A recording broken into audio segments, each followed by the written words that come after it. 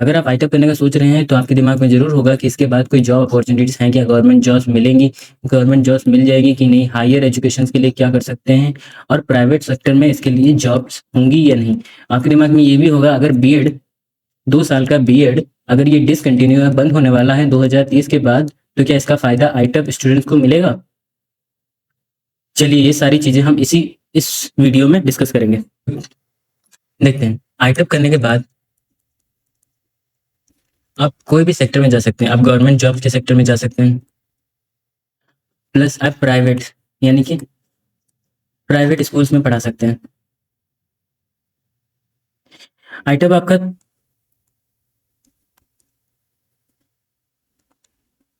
ये 4 साल का कोर्स है, 4 इयर्स, जिसमें आपको लास्ट ईयर में टीटेट एग्ज़ाम क्वालिफाई कर लेना है। टीटेट एग्ज़ाम क्वालिफाई करते आप किसी भी गवर्नमेंट टीचिंग एग्ज़ाम के लिए एलिजिबल हो जाएंगे, चाहे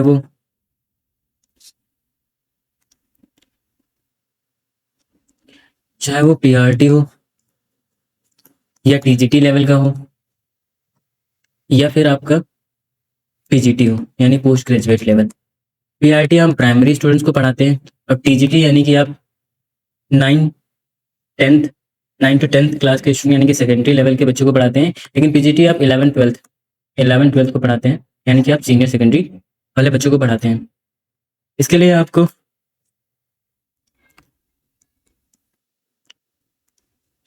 आपको एग्ज़ाम देना पड़ेगा। आपकी जो डिग्री है ITEC integrated teacher education program, इस डिग्री के बाद जस्ट आपको कुछ सेंट्रल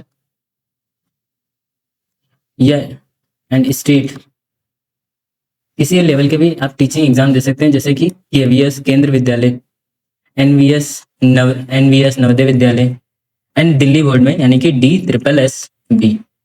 ये कुछ एग्जाम हैं। एक और एग्जाम है EMRS। ये सारे एग्जाम जो आपको हाई पेइंग जॉब दिला सकते हैं टीचिंग सेक्शन में। तो टीचिंग सेक्टर में हाई पेइंग जॉब्स, तो आपको किसी भी एक एग्जाम को टारगेट कर लेना। लगभग सारे एग्जाम का सिलेबस सेम होता है, तो आप सारे एग्जाम को भी दे सकते हैं जिसकी जो वैकेंसी। अब जैसे ये है DSSB दिल्ली बोर्ड, ये रेगुलर वैकेंसीज निकालता है, हर साल इसकी वैकेंसीज आती हैं, तो हम किसी भी साल अपेयर हो सकते हैं और निकाल सकते हैं। इन सब एग्जाम के बाद आपको सैलरी लगभग 1 लाख तक की पर मंथ की मिल सकती है। उसके बाद आप स्टेट बोर्ड के एग्जाम भी दे सकते हैं। स्टेट बोर्ड में जैसे यूपी, बिहार, इनमें आप टीचर बन सकते हैं, इनका भी एग्जाम दे सकते हैं, इनके लिए भी एलिजिबल हो जाते हैं। तो सबसे पहले आपको क्या करना है, जो आपका आईटेक है उसके लास्ट ईयर यानी कि जो 4th ईयर होगा उसमें सीटेट, आप सीटेट के लिए एलिजिबल हो जाएंगे और सीटेट क्वालिफाई कर लेना है। सीटेट जो होता है, सीटेट एग्जाम साल में 2 बार होता है। एक तो ये सितंबर के आसपास होता है और दूसरा दिसंबर ऐसा होता है। तो आप किसी भी साल में 2 बार होता है, आप किसी में स्टार्टिंग वाले अटेम्प्ट में या लास्ट वाले अटेम्प्ट में अपेयर हो सकते हैं और क्वालिफाई कर सकते हैं। उसके लिए आपको फिर उसके बाद केवीएस, एनवीएस, ये DSSB, EMRS, इन सब एग्जाम के लिए प्रिपरेशन करना है अगर आपको गवर्नमेंट जॉब चाहिए एक अच्छे। वरना आप स्टेट बोर्ड्स में भी, उसका कंपटीशन बहुत कम होता है। स्टेट बोर्ड्स में जैसे बिहार, महाराष्ट्र, राजस्थान, यूपी, इन सब बोर्ड्स की वैकेंसीज जैसे आई आप फॉर्म फिल कर सकते हैं। इनका थोड़ा सा लो कंपटीशन रहता है। वैसे बाकी एग्जाम के लिए भी आप एलिजिबल हो जाते हैं, SSC, UPSC, बट उनके मुकाबले इसकी सैलरी भी ठीक है, अच्छी है और कंपटीशन भी उनके मुकाबले लो है। क्योंकि SSC तो हर एग्जाम जो भी ग्रेजुएशन किया है, UPSC, बाकी अगर बैंकिंग एग्जाम्स, वो सारे ग्रेजुएट दे सकते हैं। बट जो ये टीचिंग एग्जाम्स हैं, ये सिर्फ आप अगर टीचर के लिए ट्रेंड है यानी आपके पास बीएड डिग्री है तभी दे सकते हैं। और आईटेक वालों को तो बीएड डिग्री 4 साल में बीएड प्लस ग्रेजुएशन दोनों डिग्री साथ में दी जाती हैं, तो आप इसके लिए एलिजिबल है। ये आपका बेनिफिट रहेगा।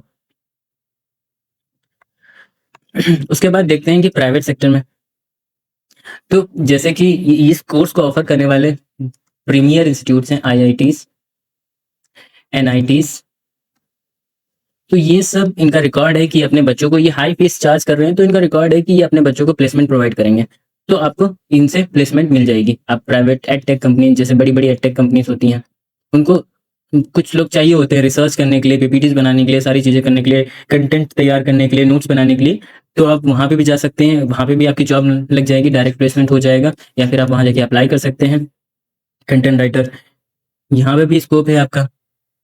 आप प्राइवेट स्कूल में भी पढ़ा सकते हैं, लेकिन इसके लिए आपको इंटरव्यू, स्कूल में इंटरव्यू भी क्वालिफाई करना पड़ेगा, और आपको एक सीजीपीए, मार्क्स सीजीपीए मेंटेन करके चलना पड़ेगा, यानी कि आपको एकेडमिक्स में काफ़ी वेल परफॉर्म करना पड़ेगा। और ये आप करेंगे ही। आप डेडिकेटेड टीचर बनना चाहते हैं तो आप अच्छे से अपनी ट्रेनिंग करेंगे, अच्छे से आप एकेडमिक्स पे ध्यान देंगे, अपने एग्जाम्स पे फोकस करेंगे, तो आपकी जॉब किसी कहीं भी लग जाएगी। दूसरे सॉरी अगर हम बात करें हायर स्टडीज की, तो आईटेप के बाद डायरेक्ट एमए भी कर सकते हैं किसी भी सब्जेक्ट से जो आपका डोमेन, जो मेजर सब्जेक्ट है, या फिर आप 1 साल का बीएड भी कर सकते हैं, एमएड भी कर सकते हैं, यानी कि आपका 1 साल का एमए या 1 साल का एमएड भी कर सकते हैं, तो यहाँ पे भी 1 साल आपका बच जा रहा है। उसके बाद आप डायरेक्ट नेट क्वालिफाई करके डायरेक्ट असिस्टेंट प्रोफेसर बन सकते हैं, कहाँ भी, जहाँ पर आईटेप कोर्स हो रहा है उन आईटेप वाले बच्चों को आप पढ़ा सकते हैं, आप बीएड वाले बच्चों को पढ़ा सकते हैं। इसके बाद नेट क्वालिफाई करने के बाद, यानी कि डायरेक्ट आप एमएड करने के बाद, नेट क्वालिफाई करने के बाद, अगर आप एमए, जैसे आपने पॉलिटिकल साइंस मेजर में लिया है, तो आप एमए करने के बाद, 1 साल का एमए करने के बाद डायरेक्ट नेट क्वालिफाई करने के बाद आप असिस्टेंट प्रोफेसर बन सकते हैं पॉलिटिकल साइंस डिपार्टमेंट में, जिसमें आप बीए वाले बच्चों को पढ़ाएंगे। तो आपके पास बहुत इमेंस ऑफ अपॉर्चुनिटीज़ हैं। यहाँ पर आपको नॉर्मल जो ग्रेजुएशन वाले बच्चे हैं, नॉर्मल ग्रेजुएशन वाले बच्चे हैं, उनसे आपको ज़्यादा अपॉर्चुनिटीज़ हैं, और लेस कंपटीशन है आईटेप में।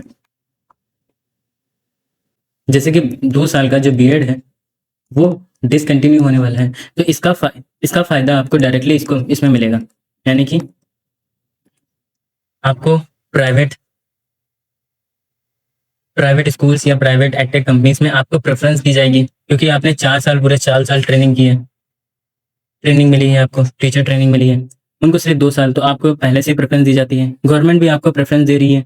अब बीएड बंद होने वाला है, तो जितनी वैकेंसीज हैं उसमें आपको मतलब लेस कंपटीशन देखने को मिलेगा।